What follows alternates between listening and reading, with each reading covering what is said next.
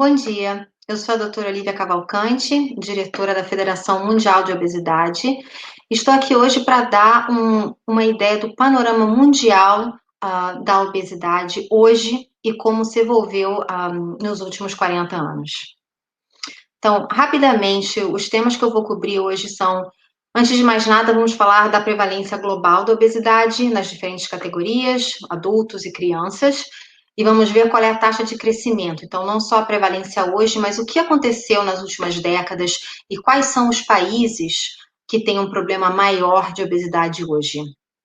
Eu vou compartilhar com vocês os resultados do estudo MAPS, que foi feito pela Federação, sobre os sistemas de saúde no mundo e como eles estão preparados ou não para tratar do problema da obesidade e dividir com vocês qual é a resposta da Federação. Então, nós todos sabemos e se fala, a gente ouve na mídia sobre a obesidade como essa pandemia global. Mas, na verdade, quais são esses números? Nós sabemos que cerca de 800 milhões de pessoas vivem com obesidade no mundo hoje, e dessas 150 milhões são crianças. Isso é um problema muito grave, não só hoje, mas principalmente porque a taxa de crescimento está extremamente alta. A obesidade mundial quase triplicou desde 1975. E o número de crianças que vivem com obesidade passou de 4% a 18%. Sendo esse problema ainda mais grave porque sabemos que a maioria das crianças tendem a carregar a obesidade até a idade adulta. Em 2025, nós estimamos que a prevalência global da obesidade deve chegar a 18% nos homens e a ultrapassar 21% entre as mulheres em todo o mundo. Agora, se nós dividirmos essas categorias e analisarmos, por exemplo, mulheres, então adultas, com obesidade no mundo e a evolução da prevalência entre 1980 e hoje, nós vemos como em quase todos os países a obesidade cresceu e principalmente nós vemos em alguns países da América do Sul, nos Estados Unidos, Eurásia Setentrional, Rússia, Austrália e no norte da África. Em todas essas regiões, no sul da África também, nós temos mais de 30% das mulheres sofrendo com obesidade hoje. Nós podemos também perceber que a taxa dos homens, apesar de ser muito alta, também é menor do que as mulheres. Existem várias razões pelas quais as mulheres tendem a sofrer mais com o problema da obesidade. Tem valores socioculturais, muitas mulheres tendem a ganhar peso com gravidez, traumas, problemas que podem levar a mulher a comer mais, que sejam agressão física, problemas pessoais, medicamentos. Então, tem várias razões, mas isso nós vemos que no mundo inteiro a taxa de homens com obesidade é levemente mais baixa do que as das mulheres. Se nós analisarmos os dados entre as crianças, nós vemos que também meninas com excesso de peso ou obesidade, esse problema cresceu muitíssimo e extremamente rapidamente, se vocês notarem a diferença entre o mapa de 2000 para o mapa de 2021, América do Norte e na África, nós vemos também que na Austrália teve um ligeiro abaixamento dessa prevalência. E constatamos que entre os meninos acontece nós vemos o mesmo fenômeno que vemos entre os adultos. Então, temos uma taxa levemente menor de meninos com excesso de peso ou obesidade. E queria também só lembrar que é extremamente importante olhar sempre para os dados das crianças com obesidade, porque esse é o único período da vida onde podemos fazer prevenção. Quando o adulto já tem a doença da obesidade, nós podemos fazer tratamento, podemos tentar gerir o peso, mas durante a infância nós podemos ainda prevenir. Então, isso realmente é uma faixa etária muito importante.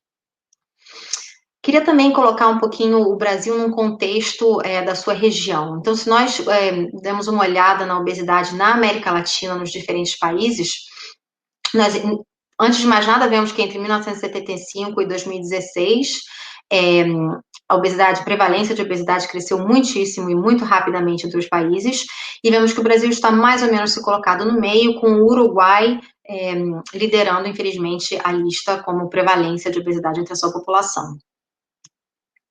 E eu acho interessante também sempre mostrar que não só a obesidade está crescendo no mundo inteiro, e com certeza não podemos mais falar da obesidade como um problema só dos países mais ricos, mas o aumento mais rápido na prevalência de obesidade está acontecendo entre países considerados pobres ou em desenvolvimento. Nós vemos que entre os meninos, ela está crescendo mais rapidamente Laos, Vietnã, Indonésia, e entre meninas vemos países também como Burkina Faso, Ruanda, países que poucos anos atrás provavelmente iam evocar imagens mais de crianças subnutridas do que de obesidade. Isso realmente mostra a velocidade dessa doença e da expansão dessa doença no mundo. E para mostrar também um pouco como os diferentes países estão lidando com o problema, a Federação Mundial da Obesidade, a World Obesity Federation, fez um estudo sobre a preparação do sistema de saúde. É uma pesquisa que foi desenhada para avaliar qual era a preparação do ponto de vista de médicos, de cuidados, de acesso. Nós entrevistamos durante 2 anos quase 300 pessoas que trabalham nos sistemas de saúde em quase 70 países. E o resultado é esse report que foi publicado há 2 semanas, e acho que ele contribui a entender por que o mundo não está preparado a lidar com o problema da obesidade.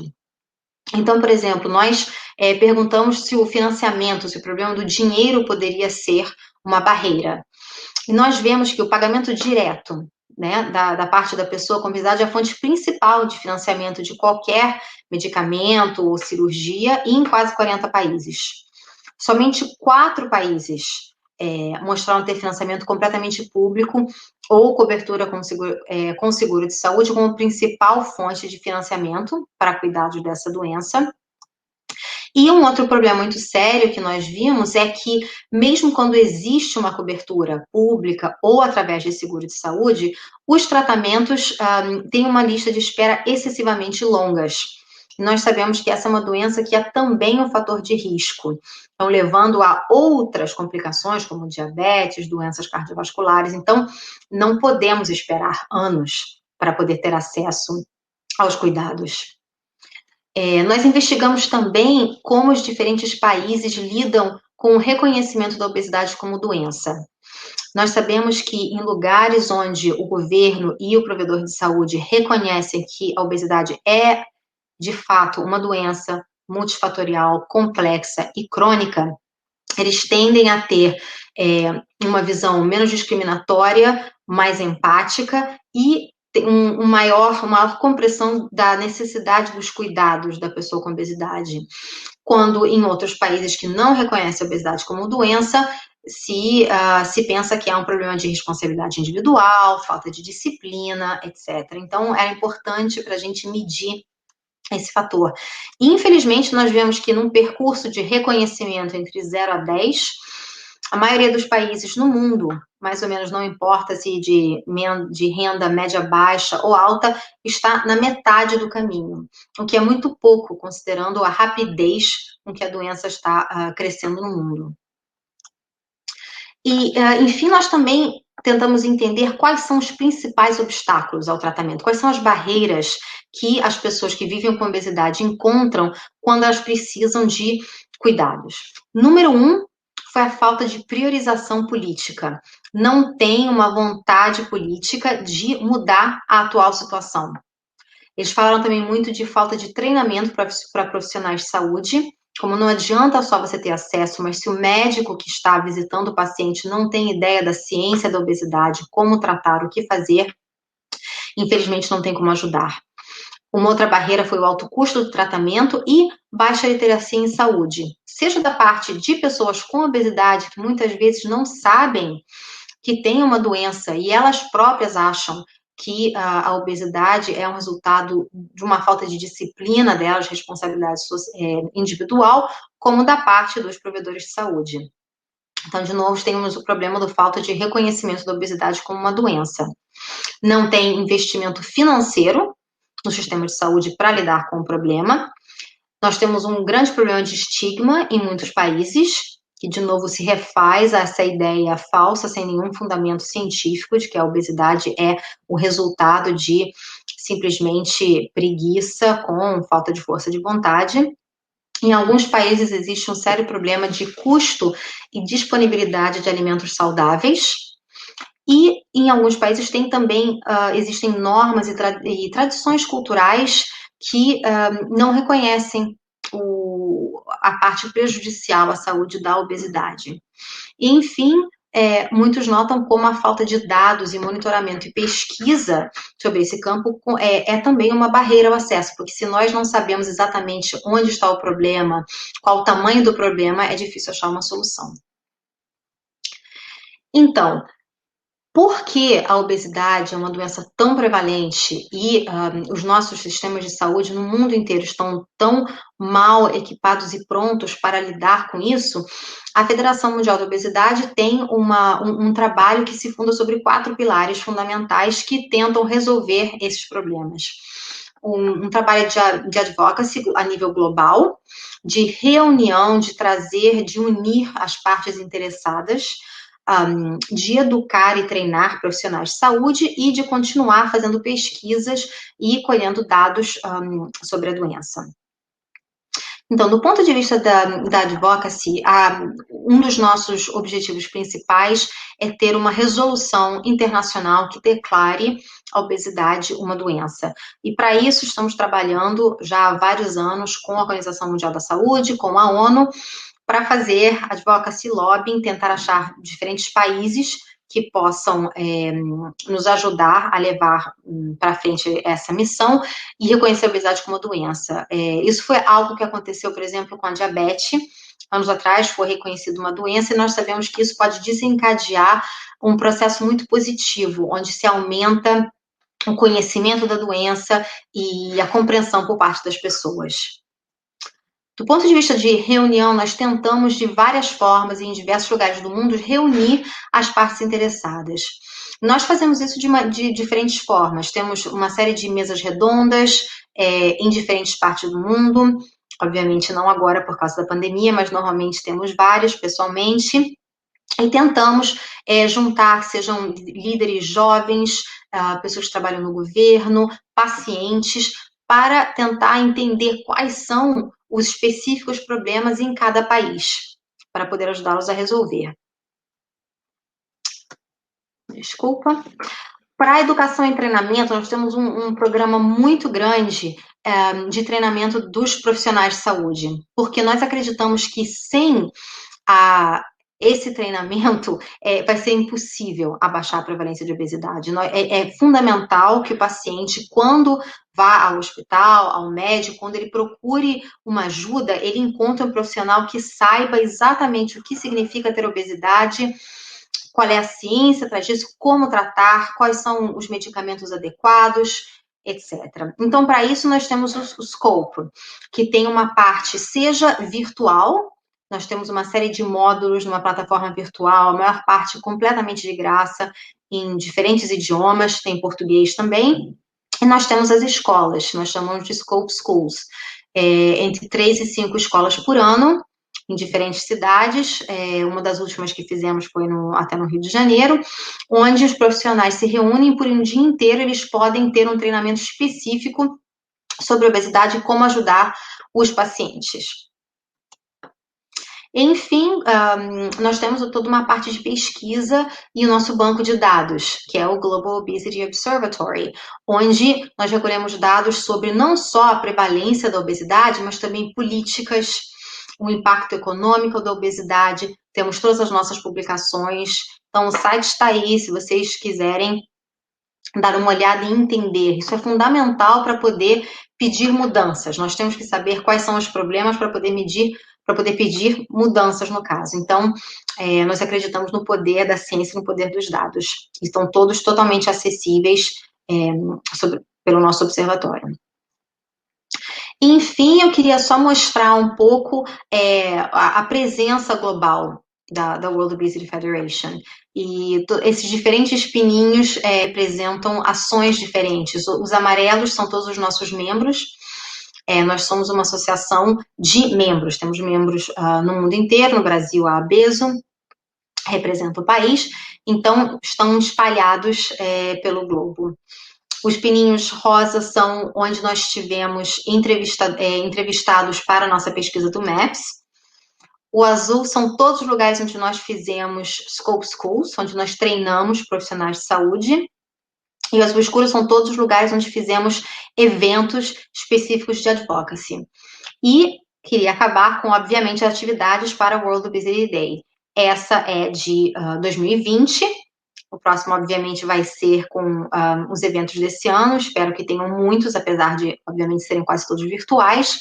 Mas isso mostra um pouco como o interesse também por esse problema está aumentando e como nós estamos tentando resolver e dar uma resposta eficiente.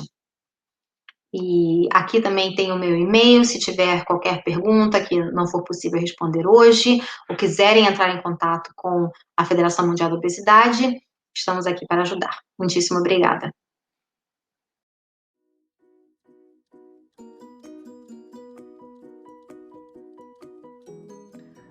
Olá, eu sou Cíntia Cercato, médica endocrinologista pela Universidade de São Paulo e presidente da Associação Brasileira para o Estudo da Obesidade e da Síndrome Metabólica, a ABESO.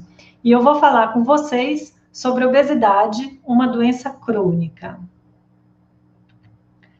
Sobrepeso e obesidade, eles são definidos pela Organização Mundial de Saúde como o acúmulo de gordura anormal ou excessivo que pode prejudicar a saúde.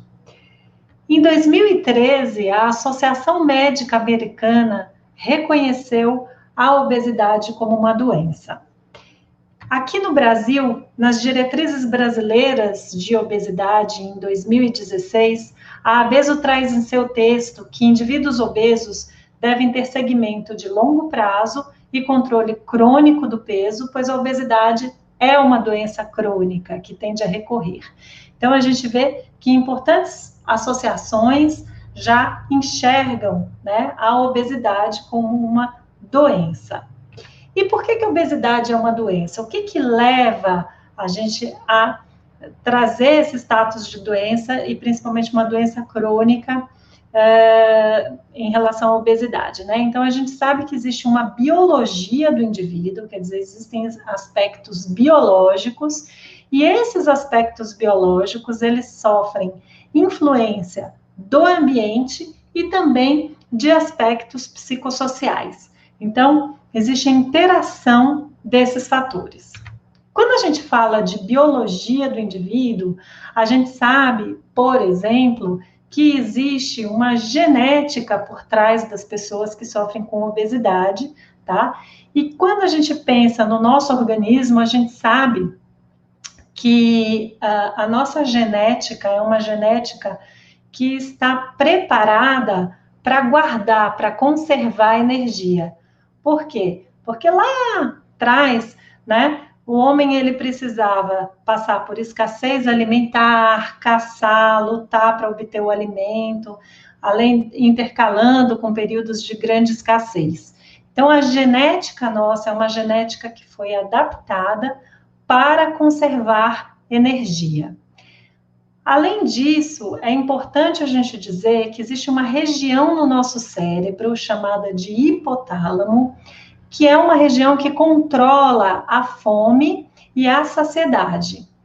E a gente sabe que muitos fatores podem levar a uma inflamação nessa região do hipotálamo, causando uma disfunção.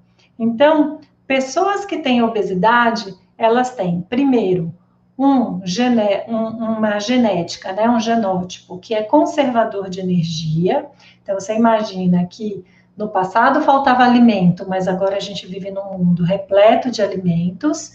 E a gente tem uma região no cérebro que regula a nossa fome, a nossa vontade de comer, e que ela pode acabar tendo uma disfunção que faz com que as pessoas não tenham esse controle adequado de fome ou de saciedade. Então, quando a gente fala em obesidade, a gente não está falando que a pessoa ela engorda porque ela não tem caráter ou porque ela não tem força de vontade. Existe uma biologia bem importante por trás disso que justifica esse ganho de peso. E como eu falei, existe uma inter-relação dessa biologia com fatores ambientais. Então, por exemplo, quando a gente está exposto a uma dieta rica em gordura, essa dieta ela provoca uma inflamação no nosso organismo e, inclusive, uma inflamação na região hipotalâmica. Então, veja como um fator ambiental pode levar a uma alteração dessa região que regula o apetite.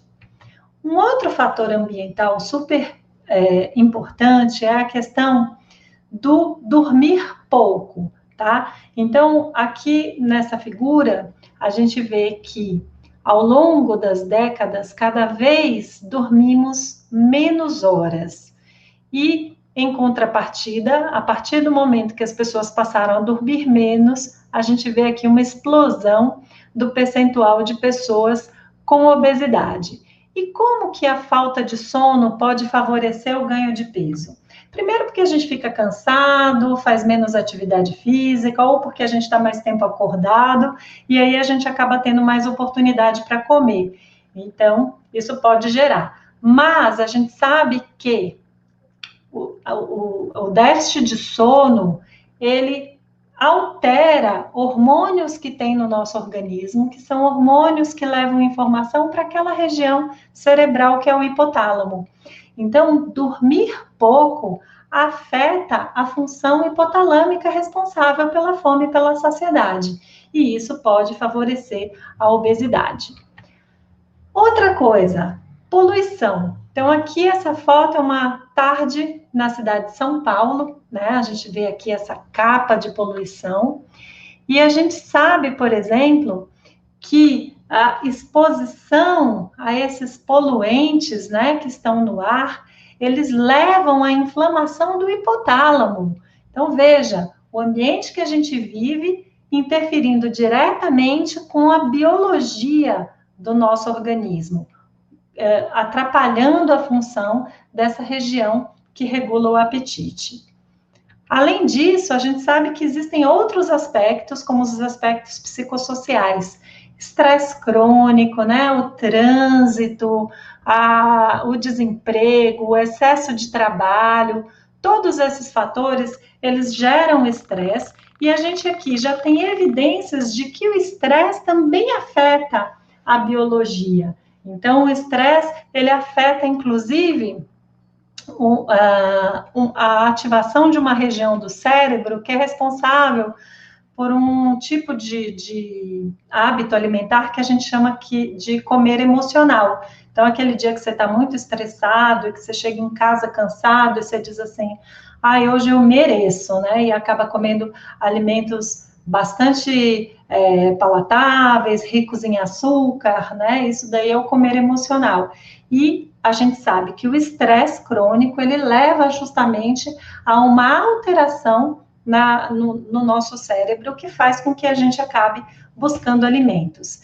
Então, quando a gente fala que a obesidade, ela é doença, ela é uma doença complexa, e é uma doença que envolve não apenas aspectos biológicos, mas que tem essa ampla relação com fatores ambientais, com aspectos psicossociais, e que não tem nada a ver com força de vontade, né? Então, a gente vê como que a gênese da obesidade, ela é bastante complexa, porque além de você ter alterações, né, na sua própria biologia, existem fatores que não são fatores que a gente consegue controlar, são fatores externos, fatores ambientais, fatores psicossociais, que tornam, portanto, essa doença bastante complexa.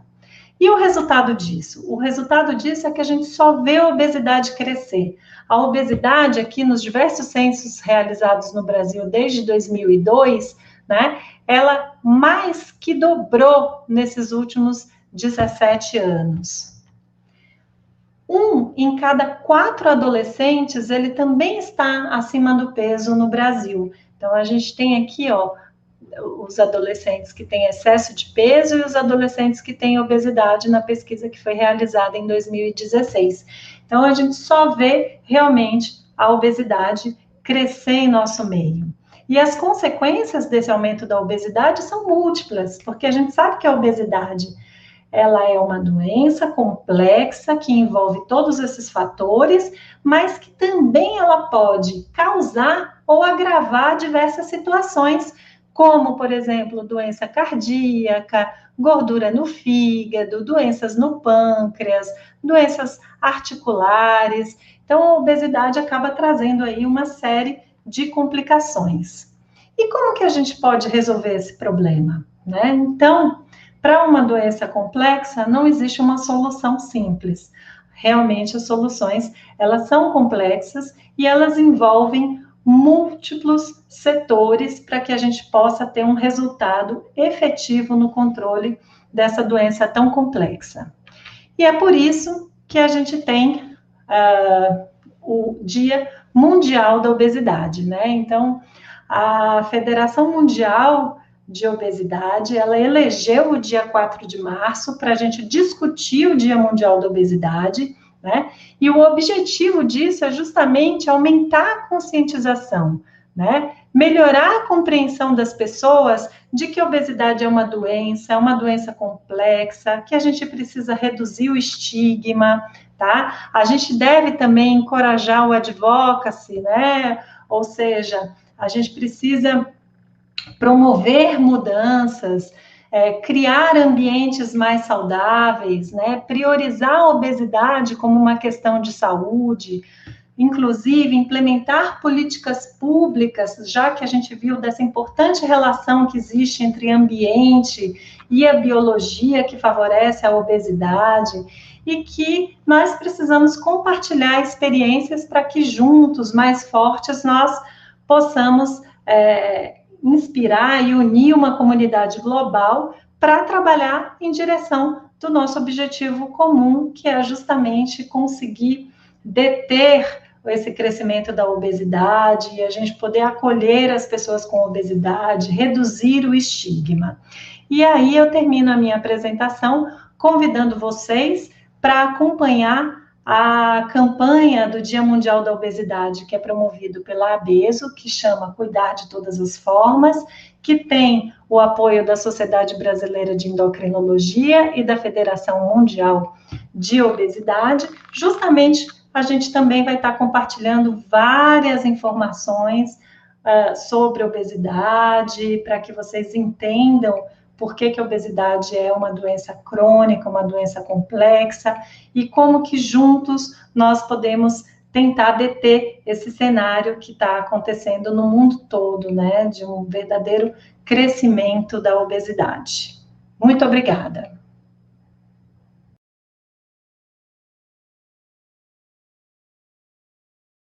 Olá, eu sou Andréa Levi, psicóloga especialista em obesidade, transtornos alimentares e cirurgia bariátrica há mais de 20 anos e também cofundadora da ONG Instituto Obesidade Brasil. Estar aqui hoje aprendendo, ensinando e falando junto com profissionais que eu tanto admiro e falando para pessoas que têm obesidade ou pessoas que se interessam pelo assunto me deixa extremamente orgulhosa e também muito esperançosa de que estejamos aqui hoje quebrando preconceitos, dando passos rumo à desestigmatização dessa doença e que a gente possa ter mais acolhimento com as pessoas que têm obesidade, mais profissionalismo também dos profissionais de saúde. Então, vamos começar falando justamente sobre o preconceito da pessoa com obesidade, nessa aula que eu vou falar agora para vocês. Então, é um assunto extremamente importante, fundamental, que a gente fale do preconceito, de estigma. Menos estigma, mais acolhimento é o nosso lema de hoje, né? Para que a gente trate a obesidade como ela deve ser tratada, com ciência, com profissionalismo, e que as pessoas com obesidade não precisem passar por coisas que, infelizmente, ainda são muito prevalentes no preconceito e no estigma contra essa doença. Então, a gente já sabe que a obesidade é doença crônica. como doença crônica, é uma doença que a pessoa vai carregar ao longo da sua vida e, portanto, que ela precisa saber lidar, ter ferramentas e ter um arsenal terapêutico adequado para que ela possa conduzir a sua doença de forma mais adequada e menos sofrida possível. E o que a obesidade não é, absolutamente, a obesidade não é uma escolha. Ninguém nunca acordou um dia e falou: a minha escolha é ter obesidade, ou minha escolha é ter uma doença qualquer. Isso não seria razoável. A gente nunca pode olhar para alguém que tem uma doença e culpá-la por essa doença. Muito menos a obesidade, né? Ainda há muita resistência da sociedade em enxergar e aceitar a obesidade como doença crônica, por isso é tão importante a gente estar falando sobre isso hoje. Isso reflete e reforça um tratamento desrespeitoso em tudo que se refere à doença obesidade.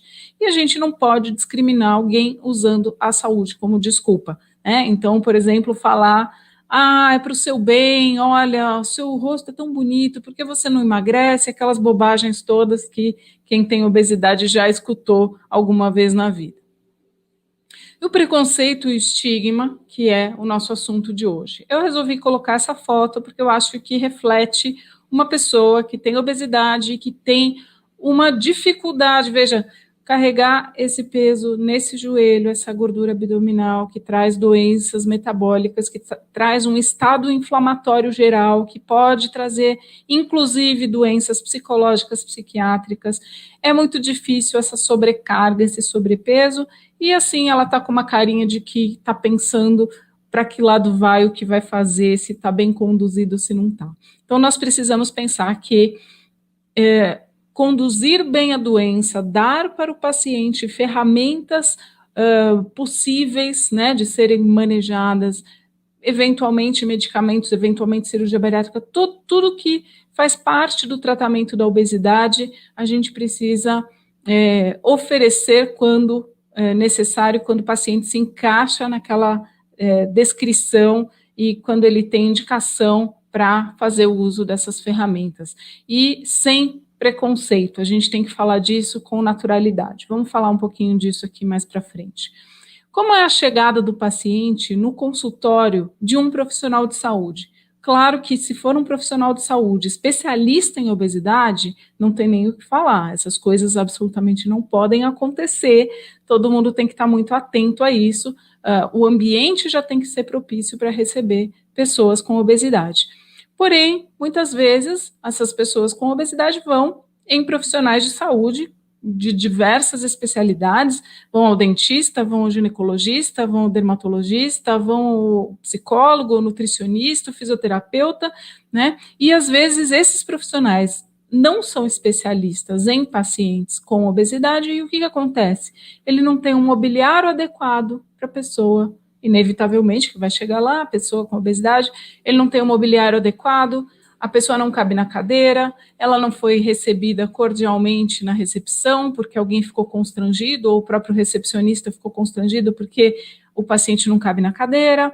Se esse profissional usa macas, aventais ou balanças, ele tem esses materiais apropriados para a pessoa que tem obesidade, ou não, vai ficar aquela saia justa de não cabe no avental, não posso subir na maca, a balança não consegue me pesar, ou coisas desse tipo.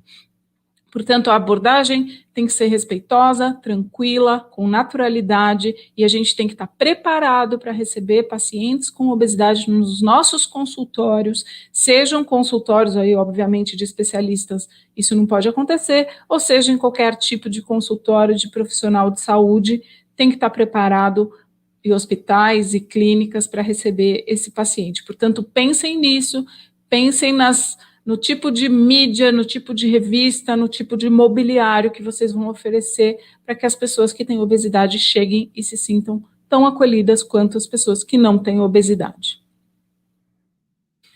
Então, o preconceito, ele aparece de todas as maneiras. Se a pessoa diz que vai tratar da sua obesidade, que vai procurar ajuda médica, que vai tomar uma medicação, eventualmente que até vai buscar uma cirurgia bariátrica, ela é julgada. Não, você vai se mutilar, como assim você vai fazer um tratamento muito radical, não vai tomar remédio, vai fazer mal para o seu corpo, então a pessoa pode fumar, beber, fazer algumas outras, ter outras atitudes nocivas para a saúde dela, mas tomar remédio bem indicado, com acompanhamento médico, não pode. Isso já é julgado como algo nocivo para o corpo dela, e isso nada mais é do que o preconceito da obesidade. A pessoa tem que, entre aspas, conseguir sozinha, como se ela precisasse fazer uma dieta, fazer atividade física e pronto, o tratamento dela está resolvido. Logicamente que o tratamento da obesidade envolve a mudança comportamental, envolve uma mudança de ambiente, menos obesogênico, envolve atividade física, envolve tudo isso, mas muitas vezes, dependendo do grau de obesidade que a pessoa tem, isso não é suficiente, ela vai precisar sim de um acompanhamento medicamentoso, eventualmente de uma cirurgia bariátrica, e isso não pode ser um fator de julgamento. A pessoa vai buscar o tratamento compatível com o grau de obesidade que ela tem. Nós todos, como sociedade, temos a obrigação de estimular essa pessoa, que ela procure especialistas e que ela seja bem orientada em relação ao tratamento dela e não julgada.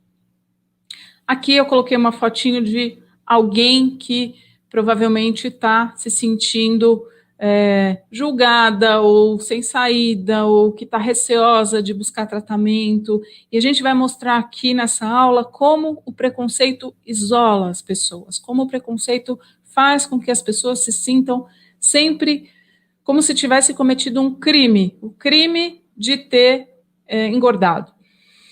E aí, nossa, André, você é muito radical, como assim preconceito mata? Eu vou mostrar para vocês como o preconceito mata. Quando fica fácil a gente identificar isso, quando a gente fala de preconceito racial, preconceito de gênero, preconceito religioso, isso a gente vê nos jornais todos os dias, infelizmente. Ainda vivemos nesse mundo. Agora, nossa, o preconceito contra a pessoa com obesidade, quem sai por aí matando uma pessoa que tem obesidade? Eu vou mostrar para vocês como o preconceito mata. Esse é um estudo, só um estudo, que eu poderia mostrar inúmeros estudos para vocês, mas eu gosto de mostrar esse porque ele é fácil de entender. Ele é um estudo até já antigo, de 2006, esse estudo já foi replicado várias vezes em várias revistas científicas de diversas formas, mas esse estudo mostra mais ou menos 500 mulheres que foram estudadas, e o que acontecia o que eles identificaram, entre outras coisas.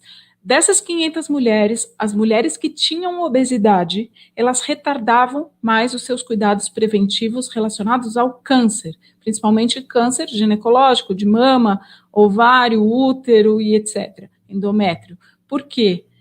Mesmo as pessoas que tinham acesso a um plano de saúde ou tinham uma condição financeira para fazer seus exames anualmente, elas não faziam. As mulheres que tinham obesidade não faziam ou atrasavam, retardavam, deixavam para o ano que vem. E elas atribuíram essa atitude a desrespeito dos profissionais de saúde, que muito provavelmente elas já passaram por isso em diversos consultórios, já se sentiram constrangidas, vergonha por estarem obesas, equipamentos médicos muito pequenos. Então, certamente elas já foram em clínicas que não tinham macas adequadas, balanças adequadas, avental adequado, e elas se sentiram extremamente constrangidas com isso e, naturalmente, disseram, esse ano eu não vou não, o ano que vem eu vou. E qual é o resultado disso? O resultado é que, quando essas mulheres que tinham um câncer descobriam esse câncer já estava muito mais avançado do que ela poderia ter descoberto se ela tivesse feito os cuidados preventivos, e ela teria muito mais chance de tratar esse câncer precocemente. E aí ela perdeu essa chance, muito provavelmente esse câncer já estava em estágio avançado e ela morreu disso. Aí, o que está lá no atestado de óbito? Morreu de câncer. Mas ela morreu de câncer por quê? Porque ela não fez os seus cuidados preventivos devido ao preconceito sofrido. Então, vejam como é uma coisa que se retroalimenta e que vai levando a outra e que faz com que essas mulheres, por exemplo, não busquem os seus exames preventivos que poderiam evitar uma série de transtornos, de doenças avançadas e até do óbito. Então, como nós, enquanto sociedade, podemos agir para lidar com pessoas com obesidade sem estigmatizá-las? Podemos tratar da obesidade com naturalidade. Vou dar um exemplo para vocês. Vamos pegar essas mesmas mulheres que retardaram seus tratamentos, ou mesmo, vamos usar um exemplo aqui de um homem que foi a um ortopedista tratar uma dor no joelho, por exemplo. Ele foi lá, tratou da sua dor no joelho, fez exame, fez raio-x, o médico deu a medicação, tratou da sua dor no joelho, e essa pessoa tinha uma obesidade evidente, obesidade ali, grau 2, grau 3. O médico pode ter duas condutas nesse caso. Ele pode não falar nada, ficar constrangido, às vezes até ele é uma dessas pessoas que tem um consultório onde a pessoa nem cabe direito na cadeira, fica aquele constrangimento. Ou ele pode ser um ortopedista que, embora não seja um especialista em obesidade, ele fala com naturalidade para o seu paciente. Olha, a sua dor no joelho, vamos tratar, mas eu estou vendo aqui que você é um paciente com obesidade.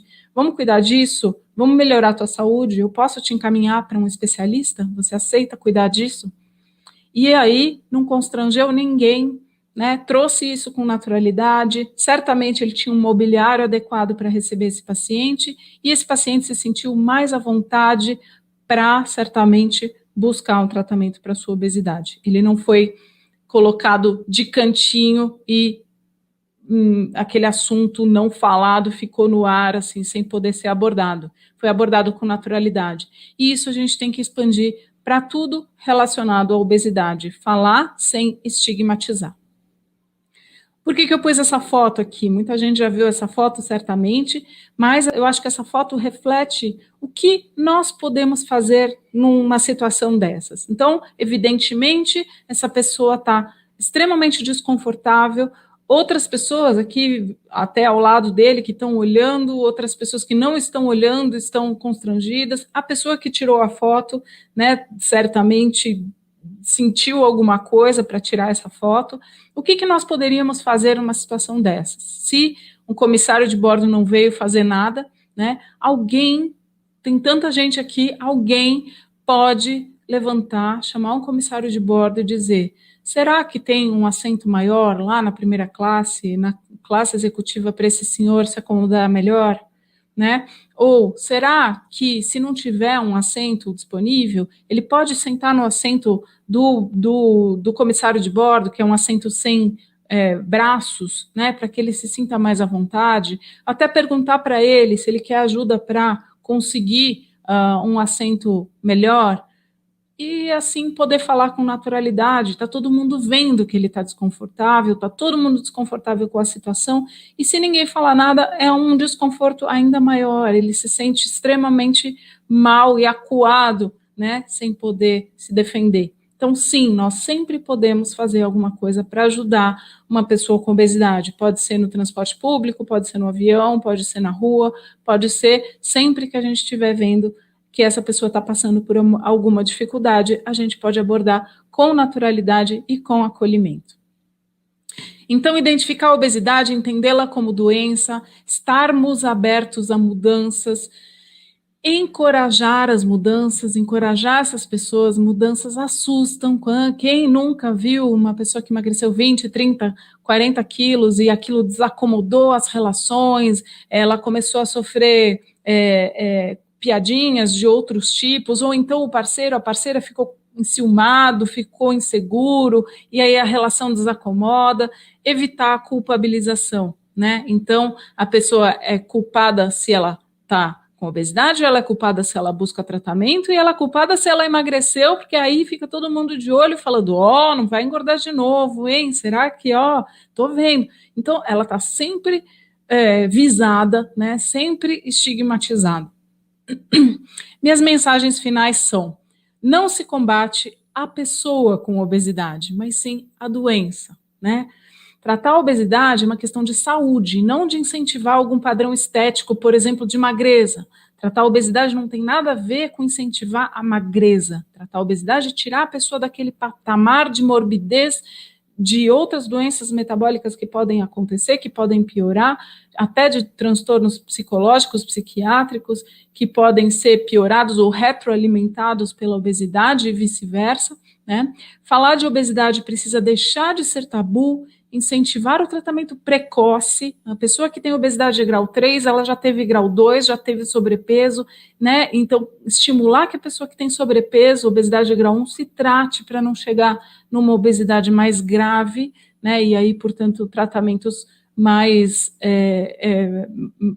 enfim, mais de acordo com a sua doença. Nada contra, claro, ela vai usar o arsenal terapêutico que for possível para o grau de obesidade que ela tiver, mas quanto mais precocemente ela tratar, melhor.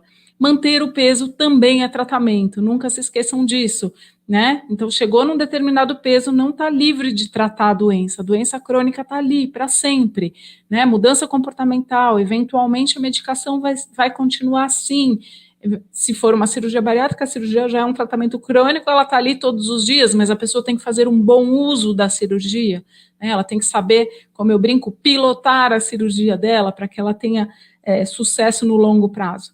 E ninguém tem obesidade porque quer, nunca se esqueçam disso, tá bom? Aqui estão os meus contatos, muito obrigada, eu espero todos ali daqui a pouquinho para o debate no final desse primeiro bloco. Até já! Olá a todos, eu sou Andréa Pereira, médica nutróloga. É um prazer enorme estar aqui hoje para falar com vocês nessa mesa que a gente está conceituando obesidade, está explicando o porquê que é importante tratar e o que é obesidade. E eu vou falar sobre estética e saúde, né, que as pessoas muitas vezes confundem esses temas na hora de querer perder peso, ou mesmo o profissional de saúde na hora de tratar a pessoa com obesidade. Então, acho que a coisa mais importante aí que a gente tem são os conceitos, né? Então, vamos conceituar um pouquinho saúde, definir saúde, depois a gente define beleza. E a definição de saúde, ela é uma definição ampla. Então, em 1948, a gente teve que a Organização Mundial de Saúde, ela fala que a saúde é o quê? Bem-estar físico, mental e social, não só a ausência de doença. Né? Então, se a gente pegar o momento atual aí, a gente pode, às vezes, ter isso, ter a parte física, mas a mental não está tão legal, a gente está tendo vários problemas sociais aí com o confinamento, então, o quanto é difícil, né, a gente ter saúde, se a gente pensar só nesse conceito.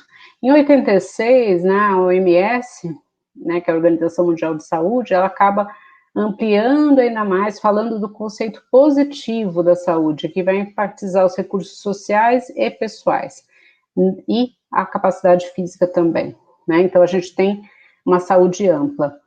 Em 2009, a Lancet, que é uma revista científica, ela fala na saúde como a capacidade do corpo se adaptar a novas ameaças e enfermidades, né? Então, assim, a gente vê essa luta constante da gente contra os vírus, contra doenças novas, e realmente, para você conseguir se adaptar a isso e responder a isso, a gente tem que ter realmente saúde e equilíbrio. E aí, quando eu penso em obesidade, né, qual o grande problema da obesidade? É a associação da obesidade com vários órgãos e várias outras doenças. Então, se a gente pegar aqui a parte de cérebro, cabeça, a gente já tem uma dor de cabeça que é específica da obesidade, a depressão, muitas vezes associada à obesidade. A gente tem até um pseudotumor cerebral ligado à obesidade, né? E a apneia do sono, que é a dificuldade que a pessoa tem de respirar durante o sono, pessoas que roncam muito. A gente também tem problemas pulmonares, como a asma, né, com uma doença pulmonar obstrutiva crônica. A parte do fígado, quando a gente tem infiltração gordurosa nesse fígado, ele não funciona tão bem. A gente tem também o diabetes e a síndrome metabólica, todos associados à obesidade. No caso das mulheres, a síndrome do ovário policístico, que muitas vezes está relacionada à infertilidade, né? Estase venosa, que são aquelas veias bem dilatadas, as pernas inchadas, por conta só da obesidade como causa, né? Doenças cardíacas, pressão alta. Além disso, também a gente tem os problemas do colesterol associados à obesidade, o refluxo, que é quando a comida fica voltando, vários tipos de câncer. incontinência urinária na mulher, principalmente, quando você tem perda involuntária de urina, às vezes quando você tosse, quando você espirra, também associados à obesidade, problemas articulares, né, o pessoal fala que é dor nas juntas, né, então a gente tem esse desgaste articular, dor e até a gota. Isso vai ser falado com muito detalhe na próxima aula, mas eu acho que é a questão fundamental da obesidade, toda essa associação aí. Por isso que a gente se preocupa tanto com ela. Então, quanto que eu devo perder para eu estar saudável, né? Os estudos mostram que se eu perder de 5 a 10% do peso, eu já reduzo riscos e melhoro comorbidades, que são essas doenças associadas. Ou seja, não preciso perder, às vezes, 20, 30 quilos para eu ter saúde, né? Que é esse conceito. Então, vamos pegar um exemplo aqui, um paciente que tinha um IMC, que é o índice de massa corpórea, de 35, que a gente tem um grau 2 de obesidade, pesando 99 quilos. Ele perdendo, né, 9,9 quilos, ele já tem uma redução das medicações da pressão alta, tá? Então, assim, por isso que eu tô falando, né, do foco do tratamento realmente ser a saúde. E aí o profissional da saúde, ele vai focar, ou pelo menos ele deveria focar, né, na melhora da saúde, na redução do risco, na melhora de qualidade de vida, isso não só na obesidade, mas como qualquer outra doença crônica, a gente tem que focar nisso. E as pessoas com obesidade têm que procurar ajuda sempre, né? A aula anterior se falou de preconceito contra a obesidade, então às vezes você não acerta no primeiro profissional, mas não desista, vá atrás de outro. E quando a gente fala de estética, aí, né, a gente tem um conceito de beleza que é muito amplo. A gente tem até um conceito matemático, que são medidas, né, entre o canto dos olhos, entre os olhos, medidas do nariz. Então, quando a pessoa atinge todas essas medidas, ela pode ser considerada uma beleza perfeita, né? Mas em 2004, Humberto Eco, ele fala da beleza nunca como algo absoluto e imutável, né? Mas ela tem várias facetas de acordo com o país, de acordo com o período histórico. Então, a gente vê ao longo da evolução da humanidade aí, mudanças do padrão de beleza. Em 2009, Camargo fala da beleza como algo relativo, depende de quem a contempla. E é quando a gente fala que uma pessoa é bonita para um, não é para outro, né? Ainda bem.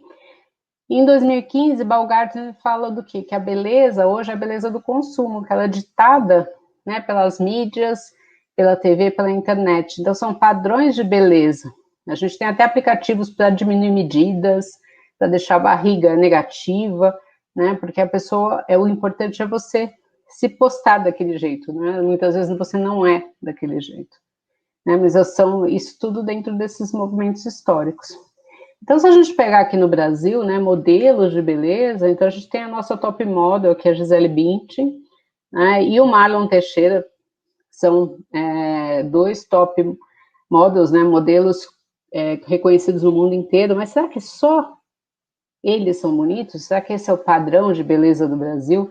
Né? Será que a gente não tem outras coisas? E aí a gente pega a mulher mais conhecida do mundo, que é a Mona Lisa, né? Será que a gente considera a Mona Lisa um padrão de beleza? Quando a Mona Lisa não está no Louvre, que é um museu muito grande lá em Paris, ele é obrigado a avisar todas as agências de turismo do mundo que ela não está. Porque todo mundo vai no Louvre para ver a Mona Lisa, né? Então a gente só vai contemplar o belo? Será que é isso? Será que todo mundo acha a Mona Lisa bela? Não sei. Mas a Mona Lisa é a mulher mais conhecida, né, e procurada aí do nosso mundo. E o que será que é a beleza, né? A beleza é ter uma pele perfeita, né? A gente tem até modelos de pele.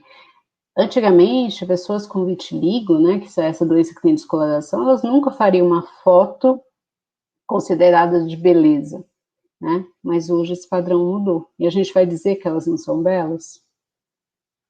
Pessoas com próteses, né? A gente também, essas pessoas ficavam escondidas, elas tinham vergonha de mostrar isso. E hoje isso também é mostrado e a gente também considera isso beleza. E os modelos plus size? Será que ser belo é ser magro? Eu acho que eles estão aqui para mostrar que não. Como que a gente vai falar que eles não são bonitos, né? Que eles não passam uma felicidade, uma alegria? A gente tem uma grande companhia aí de roupas esportivas que ela questionou que todo mundo que faz esporte tem que ser magro, né? Esse é um padrão de saúde, né? Porque a gente pensa em esporte, todo você vai no médico, ele manda você fazer alguma atividade física. E muitas vezes a pessoa não faz porque ela não tem nem o que vestir para fazer atividade. Então, eles mostraram que tem sim, né? Um lugar, tem uma roupa para você fazer um esporte e que os dois padrões podem conviver perfeitamente juntos. Mas não foi tão fácil. Logo que eles lançaram, né, essa manequim, causou uma polêmica nas mídias, mesmo lá em Londres, onde foi lançado. Então aqui, né, duas mulheres lindíssimas fazendo esporte. E os homens também, né? Será que o padrão de beleza masculino é só um homem magro, musculoso, com uma barriga tanquinho, né? A gente está vendo que não. A gente tem vários padrões aí de beleza.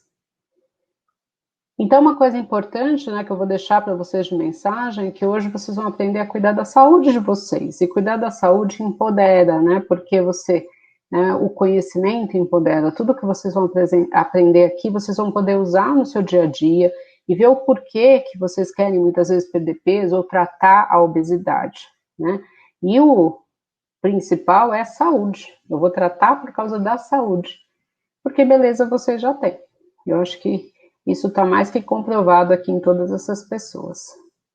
Era isso, gente. Obrigada. Guardem as perguntas aí para nossa mesa, tá? Que vai ser uma discussão bem legal. Até daqui a pouco.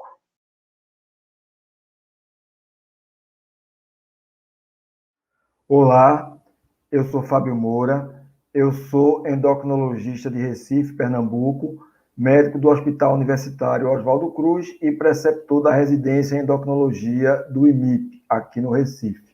E tenho o privilégio de participar desse evento tão importante, tão bem organizado, capitaneado pela nossa querida Andréa Pereira, a quem eu parabenizo toda a equipe. Bom, o tema que me coube hoje foi discutir um pouco de doenças associadas à obesidade. Deixando claro, eu não tenho nenhum tipo de conflito de interesse para essa apresentação. Como já tem sido exaustivamente demonstrado aqui ao longo do debate, obesidade é uma verdadeira epidemia, uma verdadeira calamidade pública mundial. Por diversos fatores, aumento do sedentarismo, alteração no hábito alimentar, talvez alguma coisa ambiental, o resultado tem sido essa catástrofe, que é esse aumento global, especialmente nos países de terceiro mundo.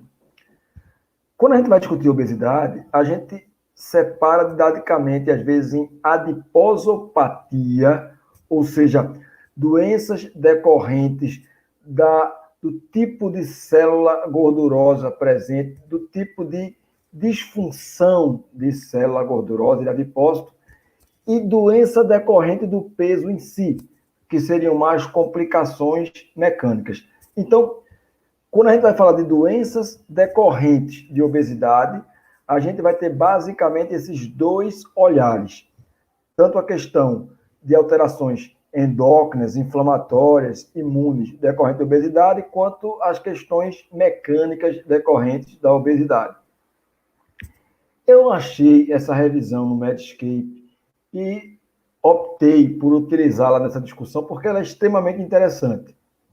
Ela mostra o olhar do endocrinologista, né, o meu olhar, a priori, e a gente sempre que pensa em obesidade, a gente associa com síndrome metabólica e com diabetes.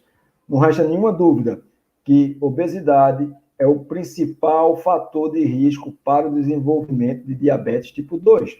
Mas também vai estar na gênese da hipertensão, da dislipidemia mista, da hiperuricemia e de todas as complicações presentes na obesidade, na síndrome metabólica.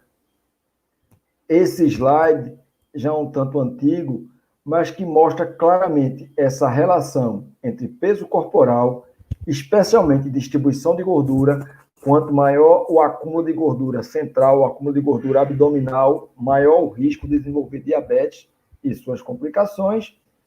E aqui esse slide muito bonito, né, a famosa hipótese da do transbordamento de gordura e de gordura ectópica do pessoal da Universidade de Leicester, no Reino Unido, onde eles mostram que, possivelmente, na gênese de várias doenças, nós teríamos uma incapacidade de acumular gordura, um acúmulo de gordura generalizado, mas principalmente a nível abdominal. Isso levaria a um transbordamento de gordura, com acúmulo de gordura em órgãos, o que a gente chama de gordura visceral, então gordura no fígado, gordura no pâncreas, gordura no coração, no epicárdio. E tudo isso aí ia resultar no aumento do risco de ter esteatose hepática, esteatohepatite, de ter disfunção pancreática, de ter infarto. Associado a isso, esses ácidos graxos livres também teriam ação direta em lesar vários órgãos. Teríamos ainda a questão da produção de citocinas, de proteínas, de hormônios, podemos chamar assim, inflamatórios por esse tecido adiposo disfuncional. Aí a gente ia mais para o que a gente chamou de adiposopatia. Bom, mas, como eu estava colocando, o cardiologista também vai ter um olhar para isso aí. A gente sabe que a obesidade é o principal fator de risco, um dos principais fatores de risco para a hipertensão arterial sistêmica primária, para a dislipidemia mista, como a gente já colocou antes, mas também para a doença arterial coronária, ou seja, para a pessoa ter angina, ter infarto. Quanto mais obeso, outra vez. Principalmente se essa gordura é mais abdominal, maior o risco de ter essas complicações. Fibrilação atrial e uma nova entidade, que a gente chama de insuficiência cardíaca com fração de ejeção preservada, também estão diretamente associadas com obesidade, ou seja, causa muito trabalho, dá muita repercussão cardiovascular. Mas, vamos lá, saindo da questão cardiometabólica, desse binômio endócrino-cardio, e os outros especialistas. Para o ginecologista, a obesidade também tem inúmeros impactos. Por exemplo, a famosa síndrome do ovário policístico, síndrome de Stein-Liebenthal, ou a síndrome da resistência à insulina associada com disfunção ovariana, e qualquer nome que a gente vai usar aí.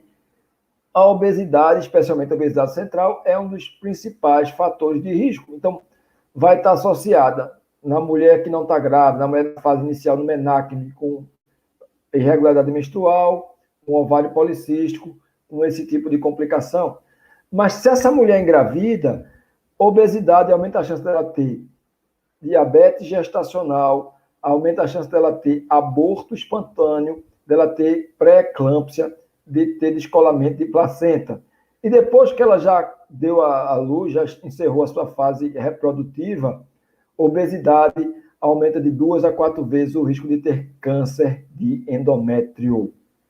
Então, tem várias repercussões da obesidade que também vão impactar na prática clínica do ginecologista e do obstetra. E do reumato. O reumatologista também é impactado pela obesidade. Como já dissemos antes, né, vai ter uma maior probabilidade de apresentar hiperuricemia, aumento de ácido úrico, ou seja, um maior risco tanto de gota como também de lesão renal por ácido úrico. Mas o que é menos conhecido é que algumas alterações, como a artrite psoriática, psoríase, também são agravadas pela obesidade, possivelmente pela maior inflamação presente nesses pacientes.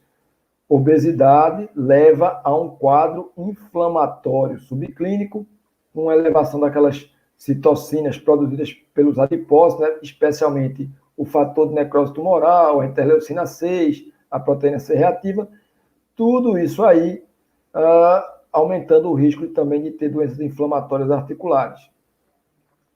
E para as outras especialidades, oncologia, esse slide aí ficou pequeno para oncologia.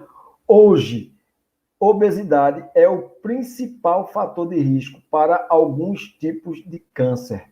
Câncer de vesícula, câncer de fígado, câncer de mama, câncer de próstata. Então, tem pelo menos 8 ou 9 cânceres que estão diretamente relacionados com obesidade. Para o pneumologista, a apneia do sono, que também é uma causa importante de hipertensão secundária, que é uma causa importante de sonolência diurna, de astenia. Uma boa parte dos pacientes que chegam no consultório se queixando de fraqueza não tem necessariamente alguma alteração hormonal. Eu já vi muito paciente que achava que tinha hipotiroidismo, na verdade tinha apneia do sono. Para o hepatologista, aí vai entrar a questão de doença hepática gordurosa não alcoólica, que pode evoluir para esteatohepatite, que pode evoluir para cirrose. Hoje se sabe que a principal causa do que a gente chamava de cirrose criptogênica, na minha juventude, vai lá no tempo que eu era residente de clínica médica, hoje se sabe que a principal causa dessa cirrose criptogênica, cirrose sem causa óbvia, é obesidade, é NASH, esteatohepatite.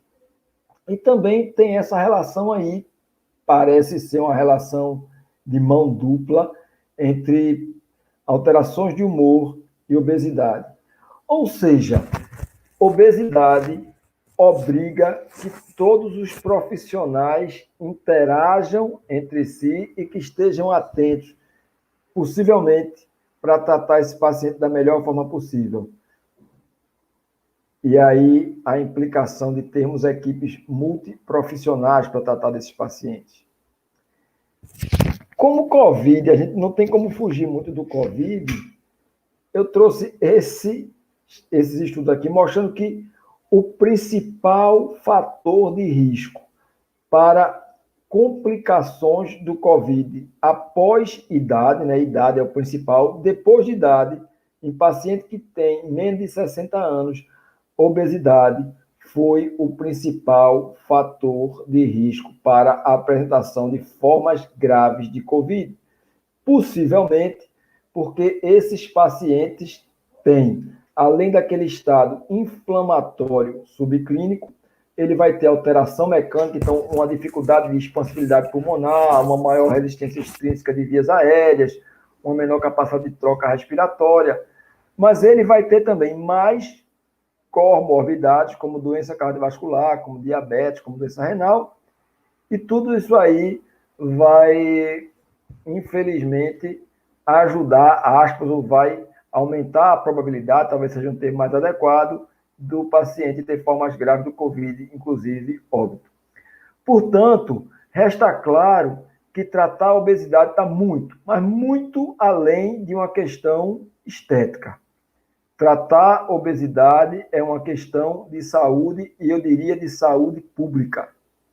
Portanto, eu mais uma vez parabenizo os organizadores do evento por prestarem esse serviço de levar esse esclarecimento à população. A gente tem que tentar fazer alguma coisa para diminuir, para minimizar essa questão da obesidade, para ter pelo menos o que alguns autores chamam de obesidade controlada. Bom, é isso que eu tinha para trazer para vocês de uma maneira breve e me coloco à disposição para tirar qualquer dúvida. Muito obrigado.